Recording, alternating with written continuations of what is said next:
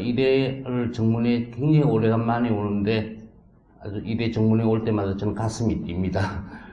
몇십 년 전에 데이트했던 생각도 나고, 이 강당을 보면 69년에 10월 달에 클리프 리차드라는 영국 가수가 와서 Early in the Morning이라는 걸 불러서 저의 눈앞벌들이 아주 한번 흥분했던 그런 강당도 쳐다보고 하니까 감회가 새롭네요. 저는 이제 의학 쪽에 저는 신생아를 전공하고 있는데 오늘 말씀 중에 많은 부분이 이제 과학하고 그 중에서도 의학 쪽에서 저희가 중심으로 정리해 놓은 내용이 있어서 인문사회학을 하시는 여러 선생님들도 아마 이런 부분도 같이 이제 큰 범위로 생각하시면 뭐 될 거라고 이렇게 생각이 됩니다. 한번 살펴보도록 하겠습니다. 여기 저 얼굴이 있었는데 지웠습니다.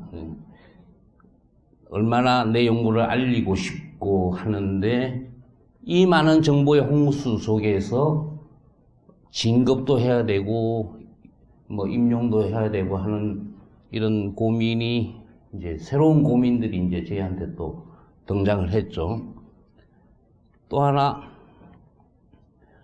다 아시다시피 2005년 말에서 또 2006년에 우리나라에 아주 큰 쇼크가 하나 있었는데 다 아시다시피 황우석 사건입니다. 이게 황우석 스캔들 해서 또 황우석 케이스 해가지고 정관사를 붙여서 저희 책에 또 황우석 스캔들 하면 이제 뭐 설명 필요 없는 날조 변조의 큰 예가 되는 거죠. 총장님, 뭐 국무총리 많이 날아갔습니다. 많이 날아가시고 소설가 최근에 신모든 소설가 한 분 또 계시죠. 1985년에 남이라는 가수가 슬픈 인연이라는 그런 노래 기억하시는지 모르겠네.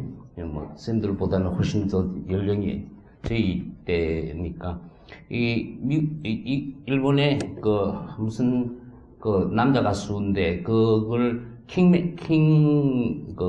레코드에서 녹음을 해가지고 우리나라에 와서 한국 버전, 일본 버전 두 개를 발표했습니다. 근데 그 당시에는 박통 시절이라서 일본 문화를 우리가 배척하던 시절이었습니다. 그래서 일본 노래인데도 한국 작사, 한국 작곡가의 이름을 박근호하고 이렇게 걸어가지고 이제 발표를 했는데 그게 나중에 이제 표절이다 이렇게 문제가 돼가지고 나중에는 이제 2000년 초에 그거는 표절이 아니다 하고 이렇게 이제 해검을 했던 그런 그러니까 예술과 문화 속에서도 저희한테 이제 접근하고 있는 그런 상황입니다. 저희가 과학 논문을 쓰는 목적은 제가 한 것을 이제 평가를 받고 그 실험이 반복되면 똑같은 리절트가 나와야 될 거고 그것에 대해서 정당성을 이제 저희가 제공받는 것이 저희가 목적이고 기쁨이 되겠습니다. 이게 벗어난 사람이 이 사람이 되겠죠. 과거에는 이 연구자가 결국은 자기의 논문을 써가지고 뭐 게재가 돼서 이제 독자한테 하면 이제 많이 읽히게 되는 게 배포가 되는 이런 뭐 거의 단순 과정이었죠. 그런데 이 최근에 이런 과정에서 연구 출판윤리라는 부분이 이제 저희한테 새로 다가오는 새로운 분야가 돼서 이걸 지켜야 된다는 게 이제 저희가 안고 있는 뭐 숙제고 풀어야 될 문제고 또 지켜야 될 실천해야 될 그런 상황이 되겠습니다. 우리나라하고 뭐 외국하고 통틀어서 오늘 적지 마십시오. 슬라이드는 제가 여기다 놓고 갈 테니까 다 나중에 찾아보시면 되겠고 저하고 눈을 맞추면서 그렇게 강의를 하도록 합시다. 이 인문계 아까도 말씀드렸듯이 우리나라에 그 이인재 박사님하고 해가지고 인문사회과학 분야 표절 가이드라인이 2007년에 이제 만들어졌습니다. 그리고 의편협에서는 이거는 의편협이 의학 편집인 협의회라는 건데 이제 저희가 2판을 2014년에 가이드라인을 만들고 또 뭐 사례집도 만들고 QA도 만들어서 저희 홈페이지에 들어오면 이게 다 이제 다운을 받을 수 있는데 이렇게 만들어진 것은 ICMJ라고 International Committee of Medical Journal Edit에서 과거에는 Uniform Requirements 그러니까 조금 이 정도는 필요한 사항이다 하던 것을 2013년에 이제 리코멘데이션이라는 보다 적극적인 가이드라인을 제목을 해서 이렇게 인문과학, 뭐 의학은 과학에 포함되는데 그러면 우리나라에서는 어떤 기준으로 해서 할 것이냐 하는 것이 결국은 총괄하면 이제 교육부가 2015년 11월 달에 연구윤리 확보를 위한 지침 개정안을 이제 새로 개정안을 만들어서 인터넷 찾아보시면 이거 파일은 다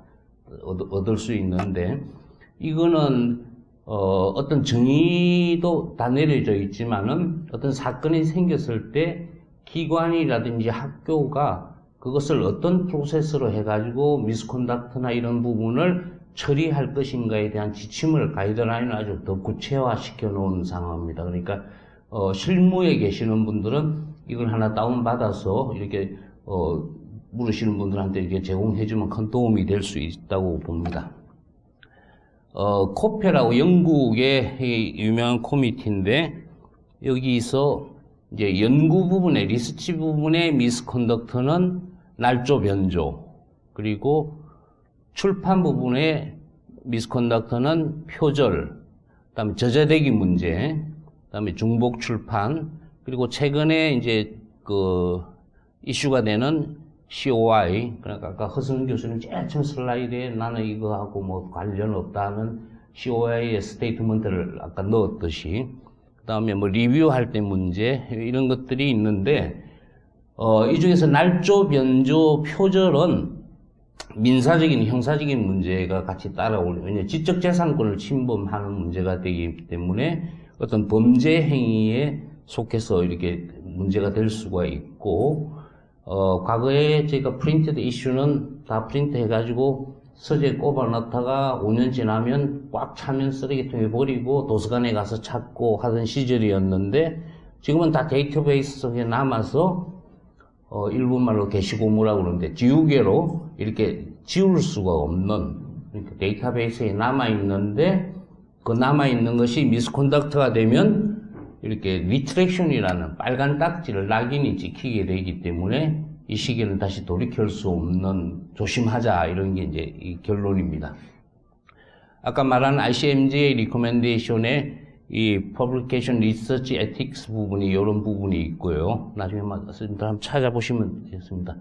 아까 말씀드렸던 교육부의 이제 지침에 범위를 이게 날조란 것보다는 이게 좀 약간 일본 그 한자라서 위조로 바꾸었고 변조, 표절, 그 다음에 저자 문제, 중복 출판, 그 다음에 이 조사를 방해하는 거 이런 것들로 범위를 이제 정의를 해놨습니다. 저희 여편협의 출판윤리 가이드라인도 이와 같은 순서로 되어 있고, 그리고 2014년에 이제 과편협의 우리 허승 교수님이 하시는 그룹, 그래서 거의 비슷한 내용들입니다. 좀 더 의학에 국한된 것이 좀 과학으로 이렇게 확대된 의미로인데, 각각 사이트에서 이거는 프리로 다 받으실 수 있으니까, 도서관에서 준비를 해 놓으셨다가 이렇게 제공해 주시면, 아니면 선생님들의 도서관에 이거를 링크를 해가지고 선생님들이 보실 수 있게 이렇게 작업을 하시면, 저희 옆편에 전환만 하면 링크가 되도록 그렇게 하고 있습니다. 설치를 한번 해 놓으시기 바라고. 시간 강의사 저희는 1996년에 했는데 현재 한 214종이 있고, 그 다음에 풀텍스트가 링크되는 게 197종, 그 다음에 시납스로 전체 본문을 제공해 주는 게 한 136종 정도 되고, 오늘과 같은 교육을 계속 하고 있습니다. 하고 아까도 말씀드렸듯이 황우석 사건이 생기고, 사실은 제가 레지던트 할 때는 한국 논문을 잘 쓰면 그 과에서 그대로 번역을 영문으로 해가지고 외국에 실도록 하는 걸 권장하던 그런 시절이 있었습니다. 이런 개념이 없었을 때니까. 이제 이런 중복 출판이라는 개념이 생기고 나서 이제 그런 걸 하면 안 된다에 따라서 저희 이제 어편협도 출판윤리위원회를 만들어 가지고 이제 활동을 이렇게 해오고 있습니다. 그래서 2006년도에 이제 의학회라는 게 우리나라에 26개 학회가 기본이고 거기에 한 150학회가 또 자약회로 되어 있는데, 여기서 또 어편협에서 이런 이중계조 중복 출판을 하면 안 된다. 그래도 계속 하길래 2009년에는 이제는 하면 벌을 주겠다. 해서 이제 이렇게 좀 더 강력한 아나운스먼트를 해서 저희 의학계 쪽에서는 2009년도를 기준으로 해서 그 전에 있던 거는 다 뭐 보통 우리가 넘어가자 이런 분위기로 하는 데 연도의 기준을 이렇게 이제 정하고 있고, 아까 말씀드렸던 교육부의 지침은 그전에는 5년까지만, 항상 연도에서 5년까지만을 하고 그전에 거는 문제를 삼지 않겠다고 했는데, 최근 전판하고 이번 판부터는 이제 그 날짜에 대한 그 리미트가 없어졌습니다. 언제 거라도 이제 소급해서 이야기할 수가 있는 상황이고요. 저희는 이제 학회로부터 많은 질문을 받고, 대학의 승진 뭐 이런 거에도 질의를 받고, 같은 과에서 보통 문제가 돼서 뭐 저자가 탈락이 한다고 해서 문제가 생길 때 뭐 법원까지 가가지고 저희가 이제 뭐 자문을 하는 그런 케이스도 있었고, 그래서 이제 최근 한 10년 정도 보면 과거에는 저자대기 문제, 특히 중복 출판 이런 쪽이 많았는데, 최근에는 이제 이런 부분은 많이 이제 좀 감소가 되는 반면에 표절, 다음에 저작권 문제, 이런 부분이 또 새로운 이제 저희한테의 그 질문의 내용들로 오고 있는 상황입니다. 날조, 변조, 요 지금 파란색 부분이 최근에 그 이제 그 교육부인데, 위조는 존재하지 않는 연구원 자료를 뭐 새로 허위로 만들거나 기록 보고하는 행위가 되겠죠. 없는 걸 읽게 하는 거. 황우석 사건, 또 황우석 케이스, 스템셀이 없는데 스템셀이 있는 걸로 한 거죠. 그 다음에 변조. 이거는 자기의 편에 의해서 더하고 빼고 은폐하고 삭제하고 더 끼우고 하는 게 이제 변조인데, 그 황우석 사건 하면 그 사진을 뭐 뒤집어 놓은 것도 있고, 또 저 구층에 있는 걸 약간 확대해서 또 뭐 이렇게 길게 하고, 그런 것들을 또 굉장히 잘 찾아내는 우리 키스트의 멤버들이 또 있지 않습니까? 그 멤버들이. 그게 이제 걸려서 있는데, 이게 이제 변조고, 뭐 이거는 하면 안 되는 거니까 정의는 스님들이 다 잘 아실 내용들이고, 표절은 타인의 아이디어부터 해서 이제 정의가 아이디어, 과정, 결과물 뭐 이렇게 해서 이제 정의를 크게 광범위하게 할 수 있는데, 교육부에서 새로운 지침은 이제 완전히 인용 없이 그대로 쓰는 거, 남의 그 아이디어, 그다음에 뭐 번역하는데 자기 것처럼 만드는 거, 그다음에 배종우는 뭐라고 말을 했다라고 앞에 사람이 했는데 그것을 다시 인용하지 않고 배종우는 이렇게 말했다라고 2차적으로 인용한 그런 부분, 그다음에 이제 약간 바꿔 이렇게 섞는 거, 그다음에 짜집기, 뭐 이런 것들을 이제 교육부에서는 이제 정의를 하고, 좀 구체적으로 정의를, 표절에 대한 정의를 이제 더 나누었습니다. 그래서 보면 이제 완전히 파라그래핑을 하는 것들, 또 하는데 썸머리를 하는 경우, 그다음에 완전히 똑같은 그대로 인용 없이 갖다 놓는 거, 그게 이제 복제, 짜집기, 말 바꾸기, 뭐 한 번 앞에 사람이 뭐 한강의 길이는 얼마다라고 했는데 실제로 그게 틀린 것을 계속 그냥 인용해 나가는 그런 부분들, 이런 것들이 이제 대표적인 예가 되겠습니다.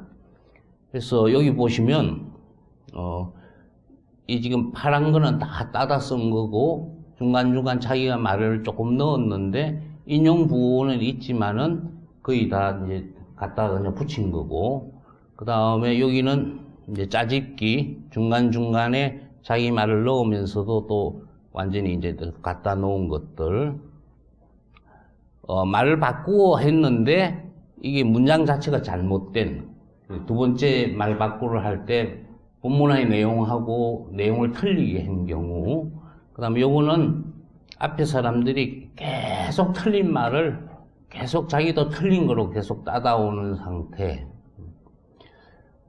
제가 30몇 년 전에 인턴을 할 때 인턴의 임무는 첫 번째 엑스레이 필름 잡고 두 번째 랩 검사지 해가지고 이 차트에 붙이고 풀칠해서 붙이고 시간 되면 밥 먹고 잠잘 시간 되면 쪼개서 자고 그 다음에 임무가 서울대학교 의학도서관에 가가지고 논문 카피하는 게 저 인턴의 임무입니다. 왜냐하면 우리 레지던트 스태프들이 논문을 쓰려면 리스트를 탁 해가지고 탁 집어던져주면 내일까지 찾아와 그러면 막 가서 복사해가 오는데 선생님들은 지금 굉장히 좋은 시대에 살고 계시니까 두드리면 그것도 클릭 하나만 하면 뭐 완전히 다 이렇게 나오는 세상이니까 이게 그럴 때 앞에 사람이 페이지하고 볼륨 넘버 다 틀리게 써놓은 거를 계속 한번 이렇게 고쳐보지도 않고 쳐다보지도 않은 논문을 안 봤다는 소리지. 그러니까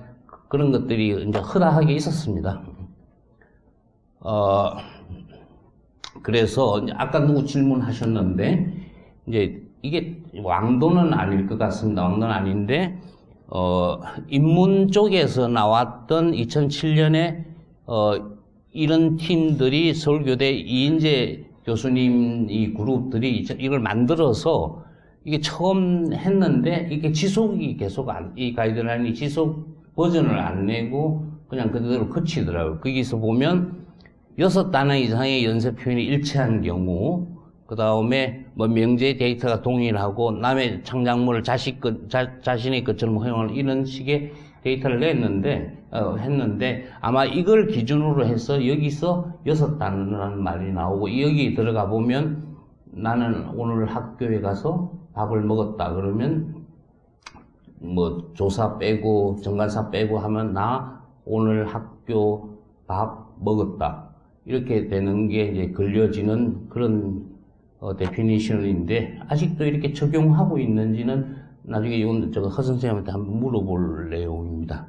그래서 나는 오늘 학교에 가서 밥을 즐겼다 그러면 피해 나가지는 시스템상에서 그런 베이스가 여기에 있는 것 같습니다. 근데 우리 의학계 쪽에서는 이게 지금 월드 어소시에이션 메디컬 에디터인데 one sentence까지는 출처를 표시하면서 one sentence까지는 허용을 하겠다 하는 게 이 과편형 매뉴얼에도 지금 나와 있는데 이 정도까지는 저희가 이제 억셉트를 하는 범위고 표제 검색 방법은 오늘 여기 지금 뭐 많이 있는데 저희는 이제 이 크로체크를 어디 갔나 그다음 이런 검색 시스템을 가지고 저희 이제 의편협회는 산하단체 학회지에다가 다 이렇게 굉장히 싸게 한 편당 60센트가 그 정도 주면서 지금 굉장히 싸게 이제 활용하고 있고, 의편협 아까 200 몇 개 학회지는 이제 의편협으로 다 링크가 돼서 현재 제공하고 있습니다. 그리고 나머지는 제가 잘 모릅니다. 잘 모르고, 그냥 듣기로는 인문계 쪽에서 무슨 보고서라든지 또 뭐 수능 시험에 뭐 자기소개서라든지 이런 한국 버전은 카피킬러를 통해서 한다고 그러는데 이건 끝나고 제가 선생님한테 물어볼 상황입니다. 크로스 체크 약간 시밀라티 인덱스 여기 나왔는데 결국은 이거는 이 시스템을 가지고 이제 돌린 건데 분홍색, 주황색이 이 지금 하나, 둘, 셋 패러그래프 이게 6패러그래프가 거의 뭐 다 똑같이 인용을 해놓은 상태지만 갖다가 저 긁어가지고 저 붙여놓은 상태가 되니까 이제 표절이 대표적인 되고 해서 그게 각각의 논문들의 뭐하고 서로 연계되어 있는가가 색깔로 나와지고 그 단어 수 뭐 퍼센테이지가 해서 20이라는 데서 85% 나오니까 그래서 저희가 현장에서는 가능한 참고 문헌을 제외하고 일단은 걸고 그다음 메소돌로지 부분에서는 아까도 말씀드렸듯이 PCR이라는 게 대대로 지금부터 내려오는 메소돌로지의 순서가 아주 황금 바이블 같은 그런 기절들로 돼 있는데 대중의지가 아무리 날뛰어봤자 거기서 뭐 더 멋지게 쓸 수가 없는 상황일 때는 메소돌로지의 어느 부분은 뭐 비슷한 것도 넘어가자 해서 아까 저희가 이제 통상적으로 시뮬 인덱스를 참고 문헌을 제외하고 한 15% 정도가 나오면 에디터는 굉장히 그 논문에 대해서 예의주시하고 해야지 되겠다라는 걸 저희가 이제 가지고 있는 보통적인 컨셉입니다. 근데 이 컷오프 레벨을 어떻게 정할 것이냐는 왕도는 그렇게 없는 것 같습니다. 보통 한 15% 정도로. 그래서 결론은 지금 제가 크로스 체크를 하는 거에는 에디터럴 워크의 일도 많이 세이브 시켜주고, 그 다음에 이 스크리닝으로서의 의미가 있고, 또 이렇게 함으로써 이런 표절을 이렇게 예방하는 그런 효과가 있어서, 그래도 유용한 방법이다. 이렇게 이제 소개를 하고 있습니다. 표절은 아까도 말씀드렸듯이 지금 우리나라 의학 잡지는, 세계인 잡지는 학회가 가지고 있든지 아니면 출판사가 가지고 있는 거지 않습니까? 저작권, 이제 논문이 통과돼가지고 저작권 인계 동의서라는 거를 넘기면 그 순간부터 그 논문은 내 논문이 아니고 출판사나 그런 학회에 소속이 돼 있으니까 그것을 임의로 표절을 한다는 것은 그 잡지에 대한 지적재산권을 침범하게 되니까 이제 범위에 따라서 문제가 될 수가 있겠죠. 그래서 그렇게 지켜야 되는 게 이제 지적재산권을 보호해줘야 된다는 이야기고,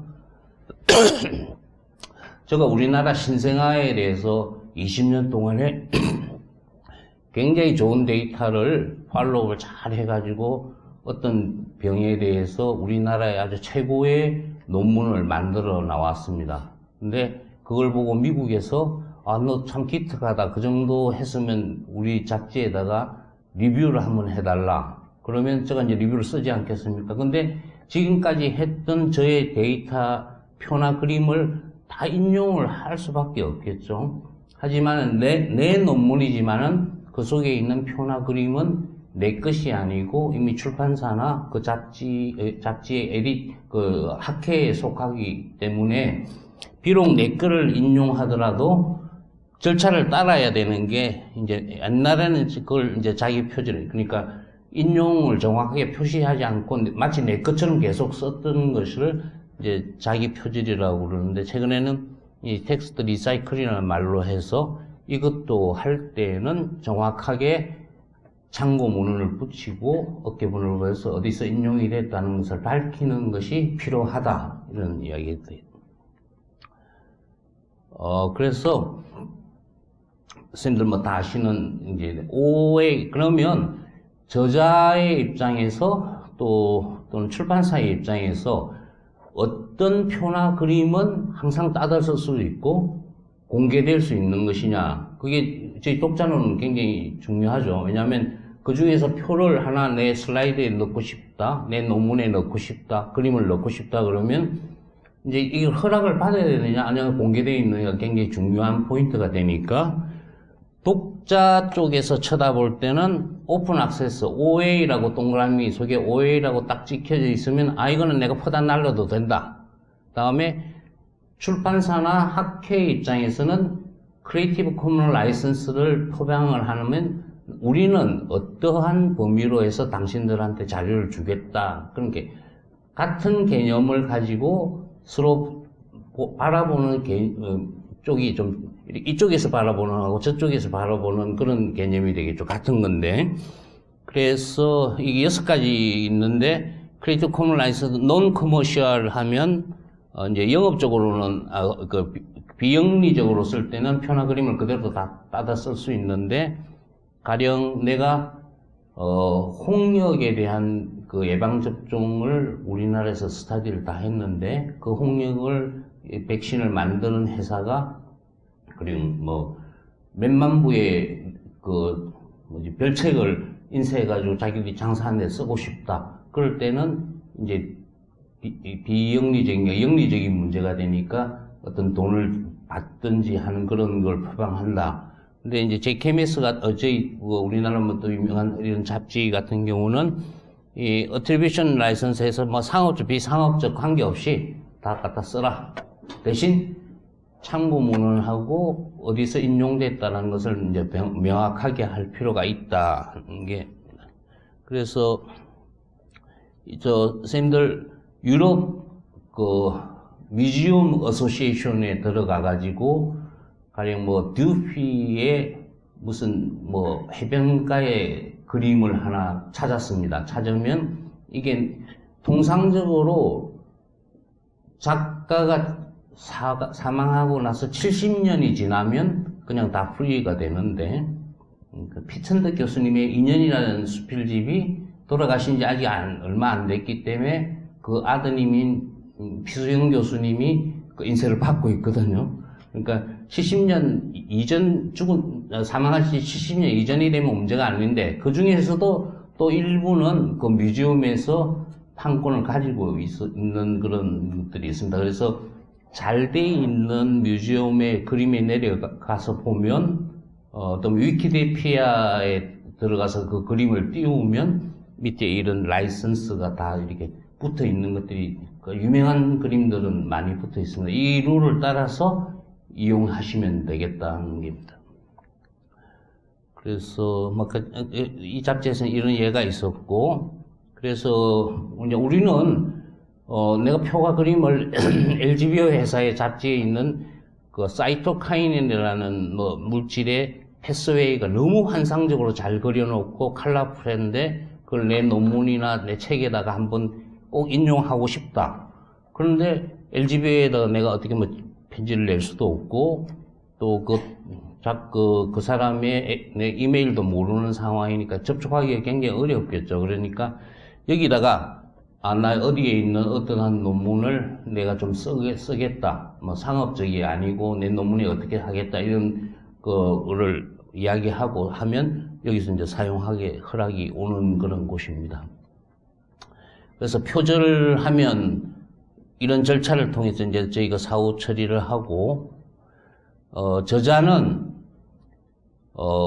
논문을, 자료를 만들고 수집하고 해석하고, 그리고 작성하고 수정하고, 그 다음에 출간할 때 승인한 이 세 가지를 오가 아니고 엔드입니다. 그러니까 이 세 가지를 다 만족하는 사람은 저자가 될 수 있고, 근데 최근에 하나를 더 넣었습니다. 어떤 문제가 생겼을 때 그 문제에 대해서 해결할 수 있고, 컨설트를 할 수 있고, 의논할 수 있고, 책임질 수 있는 부분이 더 하나 사후가 좀 더 추가가 돼가지고, 이 네 가지를 다 만족해야만 된다.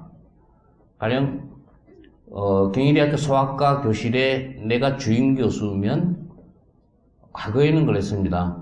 논문 한번 쳐다보지도 않고 주임 교수이기 때문에 항상 그 논문의 말석에 배종우 탁 이렇게 앉아 있었거든요. 앉아 있었는데 이제는 그런 거 없어져야 된다는 이야기입니다. 실제로 이런 걸 만족해야 되고, 그 나머지들은 다 컨트리뷰터나 액날리먼트에 넣어가지고 기여자로 다 넘어가라 하는 게 이제 이 핵심이고, 이것도 지금 이 교육부에서도 보면 공헌 기여가 적음에도 불구하고 순위 높은 데 지금 있는 사람, 그 다음에 공헌을 했는데도 굉장히 날아가 버리거나 떨어진 사람, 그 다음에 지도 학생의 학위 논문을 지도 교수의 명의로 단독 개조하는 이런 것들도 이제 부당한 행위로 이렇게 이야기하고 지켜야 될 거죠. 그래서 선물 저자는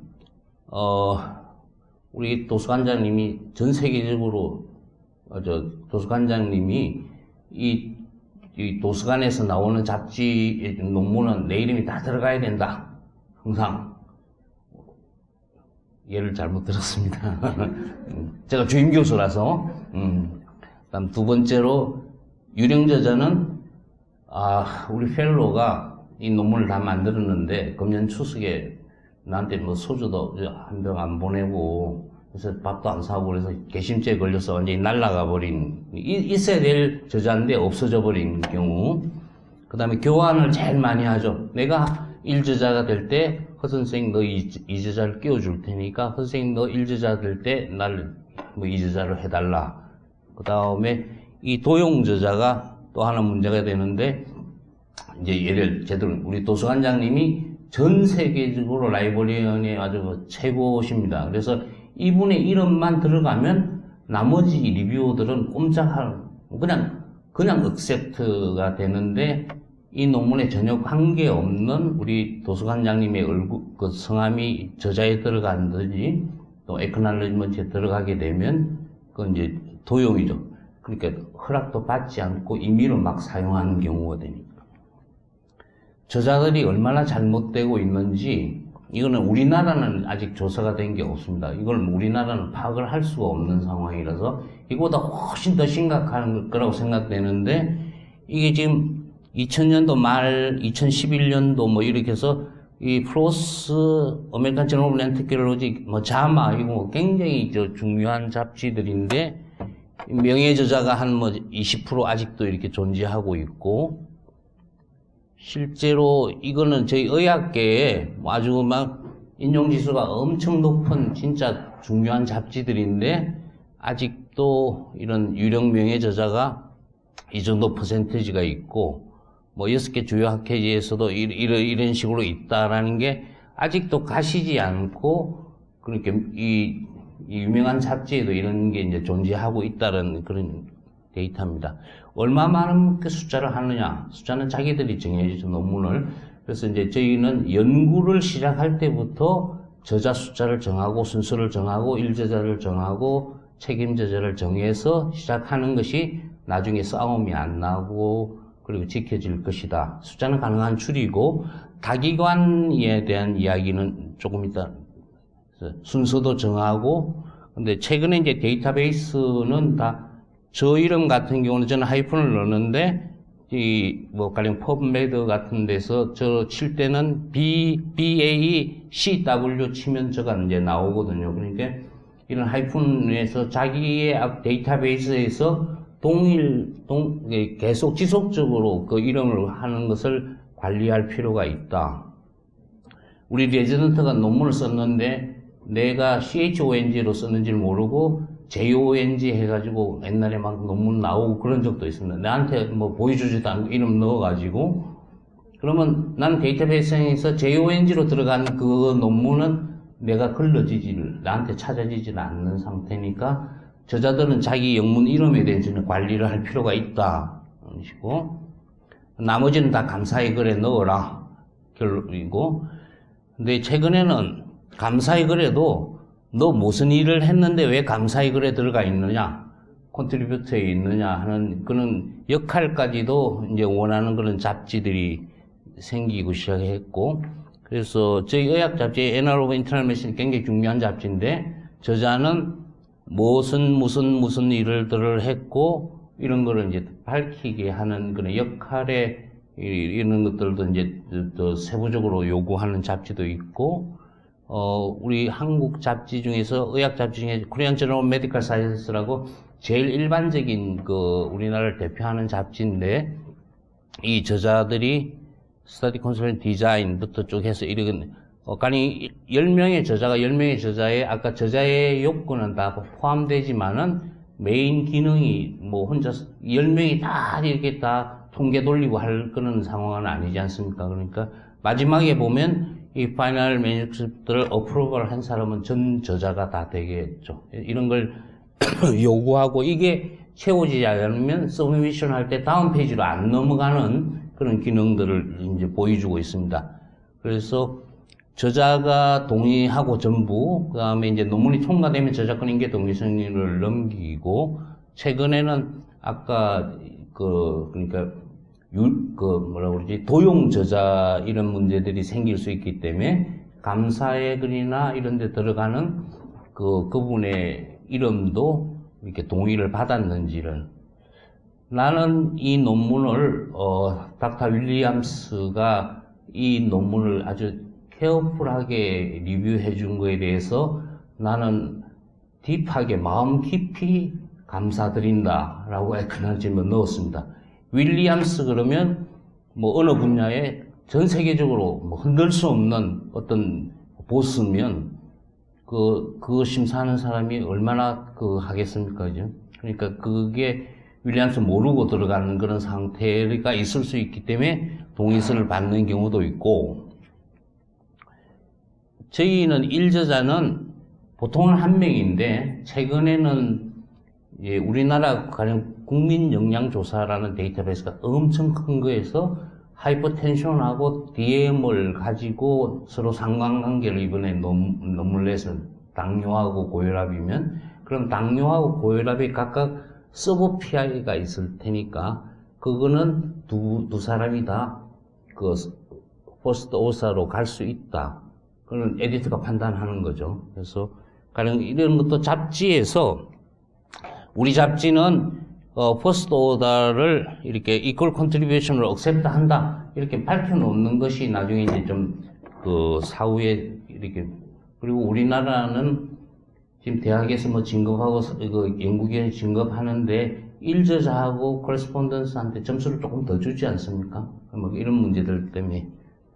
근데 이렇지 않은 논문을 가지고 일저자를 2명씩 해달라고 요구하고 생떼를 쓰는 사람들인데 그거는 뭐 막아야 될 일이고 그 다음에 이제 옛날에 교신저자라고 이야기하는 게 저희는 하여튼 이제 요즘 책임저자로 말을 바꿨는데 에디터의 입장에서는 교신저자가 2명이 있으면 책임저자가 2명이 있으면 얼마나 복잡하겠습니까? 이 사람한테도 또 연락하고 이 사람은 서로 의견이 틀릴 수 있으니까 행정적인 면 논문을 책임질 수 있는 책임과 또 그리고 연락하는 상황 이런 거에서 책임저자는 1명인 게 좋다. 그 다음에 내가 경희대학에 있다가 이화여대로 옮겼습니다. 그러면 이 논문의 소스가 자료가 경희대학에 있었으면 가능한 경희대학 그룹으로 하고 내가 이화대학에서 점수를 받기 위해서는 밑에다가 내 현주소는 이화대학이다 이렇게 표시하는 게 독자들한테 그 정보를 더 정확하게 줄 수 있다. 그게 왼쪽이고 오른쪽은 내가 우리 병원의 당뇨센터에 속해 있는데 내 소속은 소아과다. 그러면 이 논문이 당뇨센터에서 나가는 논문일 때는 당뇨센터로 가고 내가 소아과를 꼭 밝히고 싶고 그걸 점수를 따야 될 것 같으면 풋노트에 가서 내 소속을 더 정확하게 표시해라 하는 게 일반적으로 독자들한테 이제 도움이 되는 그런 상황입니다. 최근에는 아주 데이터베이스가 많아져서 이 다기관 연구가 될 때, 가령 지금 우리나라 전국 90개 대학의 어떤 데이터를 모아가지고 한다고 칠 때 90명이 다 저자가 될 수는 없는 거지 않습니까? 그러니까 처음 핵심되는 저자 그룹들은 앞에서 정한 대로 하고, 나머지들은 이제 다 컨트리뷰터로 가는데, 최근에 보면 이 매드라인에서 그러니까 그 사람들의 권익도 좀 이렇게 컨트리뷰터에 대해 채워주자 해서 저자가 메인이 7명이고 그러니까 그룹이 들어가는데 콜라보레이터도 저자로는 검색이 될 수 있는 그런 이제까지 갔으니까 그거는 이제 그렇게 요구를 하고 하면 매드라인하고 서로 이제 의논이 돼서 하는데 실제로 보시면 이 참여자가 이렇게 82명 밑에는 125명인데 이 다 저자가 될 수가 없는 상태죠, 그지? 근데 위에는 이제 저자가 있고 여기도 저자가 있는데 이런 네트워크, 이런 커뮤니티에서 이걸 주도해서 하는데 이 사람들이 주도하고 이렇게 참여했다 그러면 이렇게 이 기구의 이름을 써주고 이렇게 됐을 때 이 매드라인에서는 이 사람들이 코어드로 검색은 될 수 있게 그렇게 가는 추세입니다. 저자 변경해달라는 거 이렇게 지나가고 이해관계는 지적인 거, 재정적인 거, 연구관계인데 내가 홍역 백신에 대해서 연구를 해가지고 발표를 했습니다. 그런데 그걸 가지고 그 어떤 회사가 하는 컨퍼런스에 가서 설악산에 가서 강의를 했다. 강의로 30만 원을 받았고 2박을 하는데 스위트룸에서 했다. 그 다음에 식사를 받았고 그 다음에 그 회사가 대박이 나가지고 저한테 스탁을 1000주를 줬다. 그러면 이런 상황을 다 여기다가 이제 기록하게 하고 재정적인 거, 사적인 거. 이 논문은 허선 교수하고 나하고는 천하의 라이벌입니다. 라이벌인데 그래서 난 라이벌이기 때문에 이 심사를 내가 안 하겠다. 드롭을 한다든지 내 소속에 있는 논문인데 내한테 리뷰가 왔다. 그럼 내가 이제 이런 것들이 다 COI가 되겠고 연구 경쟁 저분이 나한테 논문을 보내왔는데 난 너무너무 좋아, 논문이. 그래서 공둥이에 딱 깔고 두 달 동안 뭉개적거리면서 우리 펠로를 막 조져가지고 아이디어의 표절이 되는 거죠. 아이디어의 표절. 그럼 우리 펠로가 막 해가지고 냈어. 근데 내가 먼저 퍼블리케이션이 됐습니다. 이제 뭐 하나 패스웨이를 하나 가지고 뭐 전 국제적으로 존엄을 아주 다투는 이런 상황에서 그런 것들도 이제 한 예가 되겠죠. 그래서 미국을 중심으로 해가지고 큰 잡지에서 이게 이제 COI를 선언하면 어디 가서 리젝트가 되면 또 써야 되니까 공통으로 하는 이런 걸 개발을 했고, 마지막으로 이중계제는 이게 조금 애매합니다. 애매한데 6가지의 베리어블을 소라식 서저리에서 만들고 그 다음에 그걸 더 구체화해가지고 6개를 안과에서 만들어서 전 세계적으로 이제 저희가 의학 쪽에서는 통용하는데 2개의 논문을 넣고 이 베리어블을 가지고 맞춰서 보면 중복 출판이다 이렇게 이제 이야기를 하고, 교육부에서 나온 것들도 뭐 거의 비슷한 범위입니다. 나중에 한번 읽어보시기 바랍니다. 이거 그래서 저희 사례집까지 만들었는데 요 분류는 오늘 앉아 계시는 허선 교수님이 만드신 분류입니다. 우리가 이제 이렇게 활용하고 있고 지침서를 만들어서 샘플을 보여주고 있습니다. 우리나라가 얼마만큼 중복 출판이 많이 됐냐 하면, 이제 2004년부터 2009년까지 쭉 한번 저희가 5% 랜덤 샘플링을 해서 보니까 코리아메드에서 한 6, 7% 정도 중복 출판을 하고 있습니다. 엄청 높았죠.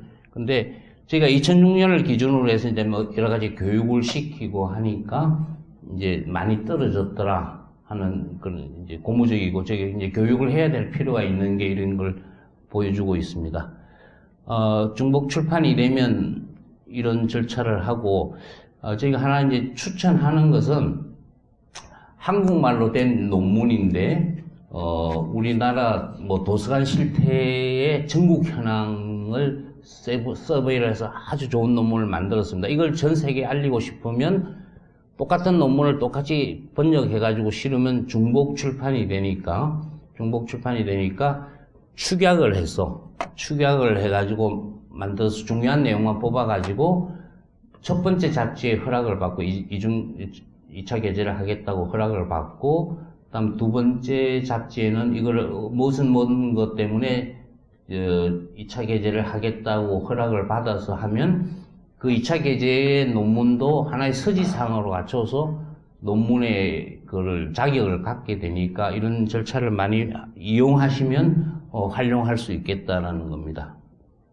그래서 이런 출판 윤리를 위반하면 너 이렇게 하지 마라 하고 뭐 좀 말하든지, 앞으로 우리 잡지에도 논문 내지 마라 뭐 이 정도 마일드한 경우에서 뭐 그 학교에다가 신고를 한다든지 하는 이런 좀 과중한 건데, 최근에는 이제 이런 상황을 리트렉션화하라, 철회를 시켜라라는 게 이야기입니다. 결국은 어떤 문제가 생겨서 출판윤리를 위반하면 그 경중에 따라서겠죠. 아주 중요한 경우는 그 논문에다가 취소를 시키는데 지워버리고 없애버리고 하는 게 아니라 논문을 두고 거기다 리트렉션을 시키고, 그리고 논문이 출판되기 전에는 저자는 위드드로를 신청할 수 있겠죠. 근데 출판되고 나서는 위드드로를 신청하더라도 위드드로를 받아줄 때 리트렉션, 문제가 있으면 리트렉션화해서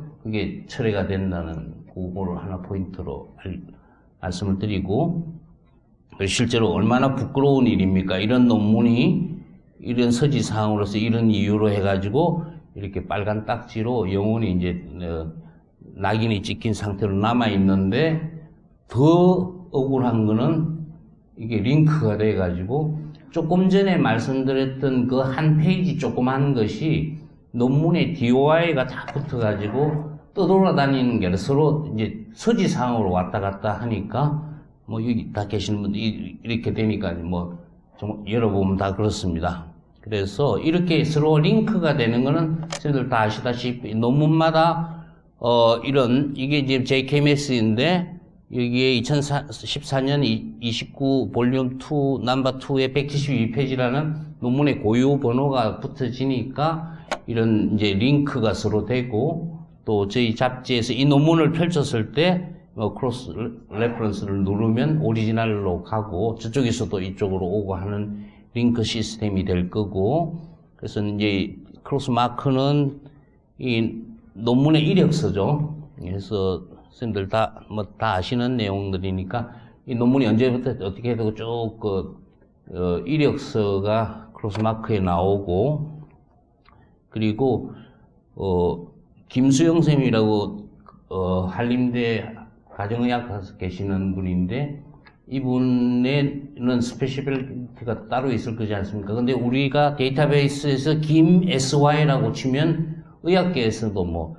몇십만 명이 나오겠죠. 근데 내가 알고 싶은 사람은 허선이다, 김수영이다. 그러면 그분의 국제적인, 그러니까 주민등록번호를 하나 받게 되니까 이걸 클릭하면 내가 찾고 싶은 김수영을 찾을 수가 있는, 이렇게 국제 이제 면허번호를 하나 받는 식이고, 마지막으로 IRB 부분은 이거는 인문 쪽에서는 없는 거니까 지나가도록 하겠습니다. 저희가 이 의료 쪽에서는 IRB라는 게 기관심인데 대부분 이제 다 받아야 됩니다. 근데 면제 사유가 있는 그런 실험은 면제 사유가 있다고 해서 그냥 IRB 번호를 받지 않고 하는 것이 아니라 면제 사유 신청 IRB를 신청해 가지고 그 번호를 받아서 처리를 하도록 하는 게, 이건 그냥 한번 읽어보시면 되고, 그래서 이제 2009년에 저희 의학회에서는 이런 일을 하지 마라, 열심히 체크하라, 체크해서 문제가 되는 때는 그 에디터들 보드들도 책임이 있으니까 열심히 하라. 그리고 실제로 문제가 생긴 경우는 지우지 말고 다 이렇게 리트렉션이라는 절차를 하라고 이제 공지를 하고 있습니다. 그래서 거기 보시면 이제 교육부에도 보면 쭉 이런 순서대로 어떤 걸 검증하도록 하고 있으니까 한번 참고하시고, 그래서 오늘과 같은 이런 교육들이 실제로 이제 이런 위반을 하는 데에서 모르고 한 거니까 교육하는 것이 예방에 굉장히 중요한 방법일 거고, 그래서 여기다가 코리안 메드 하나 놓고 이쪽에서 폼메드 하나 놓고 배종호 치면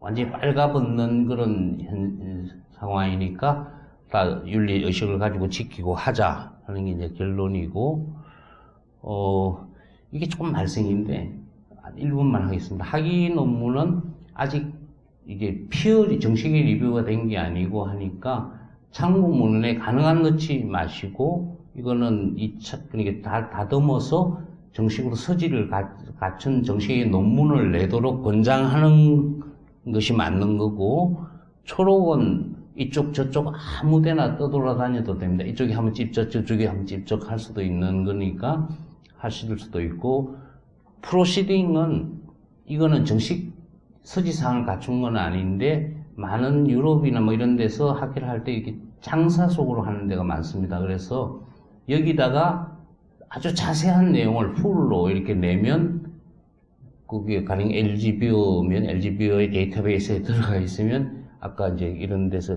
걸려들 수 있으니까 조심해야 되고, 우리나라 최근에 20살 박사학위 받은 취소된 분이 이런 케이스로 또 문제가 됐고, 마지막으로 다 말씀을 드렸고, 선치권은 2개의 논문이 중복 출판이 됐을 때 어느 게 더 먼저권을 가지냐. 근데 저희는 보통 출판된 타임이 굉장히 길면 간격이 길면 문제가 아닌데, 비슷한 시기는 저작권 인계 동의서를 준 쪽으로 그렇게 하고 있고, 제가 아까 하나 빠뜨린 게, 중복 출판은 언어를 달리해서 카피는 완전히 한국말을 영문으로 한 거죠. 근데 살라미라는 거 분절 출판은 한 연구를 다 해놓고 거기서 이거 한번 내고 저거 한번 내고, 근데 2개를 합쳤을 때 독자한테 더 좋은 정보를 줄 수 있는 거를 나누어서 내는 것. 이렇게 슬라이스를 해서 살라미를 하는 경우, 이말라스는 덧붙이기인데 5년간 무슨 스터디를 하고 그 다음에 또 5년간 스터디를 했습니다. 하면서 앞에 5년간을 내 연구에다 포함시킬 때 앞에 부분에 그 5년간을 인용 표시 안 하고 이렇게 하면 그 대상에 그걸 설명을 안 하고 하면 나머지 다른 사람이 나중에 볼 때는 첫 번째 논문에 50명하고 두 번째 논문에 100명하고 총계가 150명으로 알 거 아닙니까? 근데 실제로는 100명이 되니까 뭐 우리가 그 스터디를 할 때 이게 바이어스를 줄 수 있고 하니까 그런 것을 피하자라는 게 이제 덧붙이기 그의 중복 출판에 해당되는 그런 사항이 되겠습니다. 시간 됐나요?